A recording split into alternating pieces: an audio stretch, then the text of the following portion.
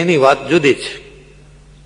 ભજનાનંદ સ્વામીએ પૂછ્યું, મહારાજ, શરીરને દમ્યા કરવું એ સારું કે પછી શુભ વિચાર કરવા એ સારું?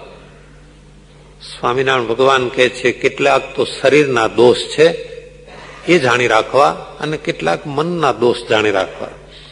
શરીરના દોષ ચંચળતા,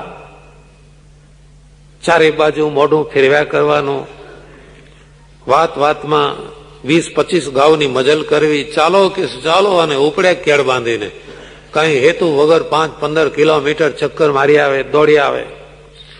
ક્યારેક તો કોઈકને ઓંચીતા ભેટે, હા કેમ છો આવીને વળગે તો શ્રીજી મહારાજ તો ક્યાં સુધી કહે છે ખબર છે, એ એવા ભેટે ત્યાં હાડકાં ભાંગી નાખે એવો વાત.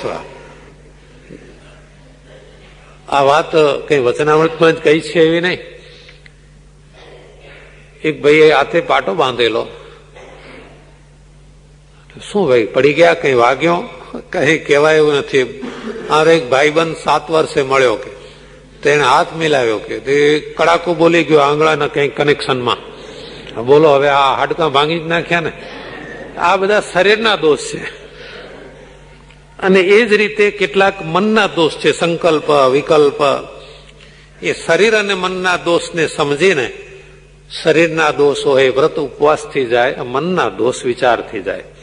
દેહ દમન અને વિચાર એ બંને ગૃહસ્થને પણ જોઈએ અને ત્યાગીને પણ જોઈએ.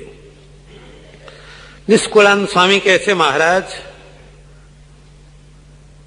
હમણાં જ આપે કહ્યું આ બધું જ એ રસ્તે જવામાં વૈરાગ્ય કામ કરે કે વિચાર કામ કરે છે? શ્રીજી મહારાજ કહે છે, મોટા સંતના સમાગમે કરીને જ પરિવર્તન આવે, અને મોટા સંતના સત્સંગથી પણ જો પરિવર્તન ના આવે તો એ તો મહાપાપી જ કહેવાય. અને વળી મહારાજ કહે છે, દરેકને પોતપોતાનો ધર્મ હોય છે. જે ત્યાગી થયો એનો ત્યાગ ધર્મ છે. એ ગ્રહસ્થાશ્રમના જેવી ઈચ્છાઓ રાખે એ ક્યાં ચાલે? એ તો એને કોઈ દાડો પ્રાપ્તિ થવાની નથી. જે ગામ જવું નહીં એનું નામ શું પૂછવું? અને ફરજિયાત પોતાના ધર્મમાં રહેવું જ પડે. એ જમાનાની જે એક બાબત હતી એનો ઉલ્લેખ મહારાજ કરે છે વચનામૃતમાં. સમાજ દર્શનનો આડકતરો ઉલ્લેખ આવી જાય. જેમ કોઈ સતી થવાને નિસરી પછી અગ્નિ જોઈને પાછી વળે તો એના સગા શું વળવા દે? જોરે કરીને બાળે. એટલે એ સમયમાં સમાજમાં આવું ચાલતું હશે. બધે સતી નહોતી થતી, પણ કોઈ સતી થવા નીકળે હાથમાં મસાલ લઈને સ્મશાનમાં, અને પછી જ્યાં અગ્નિદાહના મોટા ભડકા ભાળે કૂદી પડ, ત્યારે હિંમત હારી જાય અને પાછી ભાગે ત્યારે જે ડાગુ ઉભા હોય ને એ ધક્કો મારીને નાખી દે. એમાં હવે પાછી જાય છે, પરાણે સતી કરી નાખે. તો એ વખતે આપણા દેશના સમાજમાં આવું ચાલતું ક્યાંક ક્યાંક.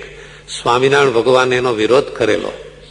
શ્રીજી મહારાજે સતી પ્રથાનો વિરોધ કરેલો સત્સંગી જીવનમાં તથા વાર્તા સાહિત્યમાં અનેક જગ્યાએ છે કે આવી રીતે બળી મરવાથી જીવનું કલ્યાણ થતું નથી, એને સ્વર્ગની પ્રાપ્તિ થતી નથી.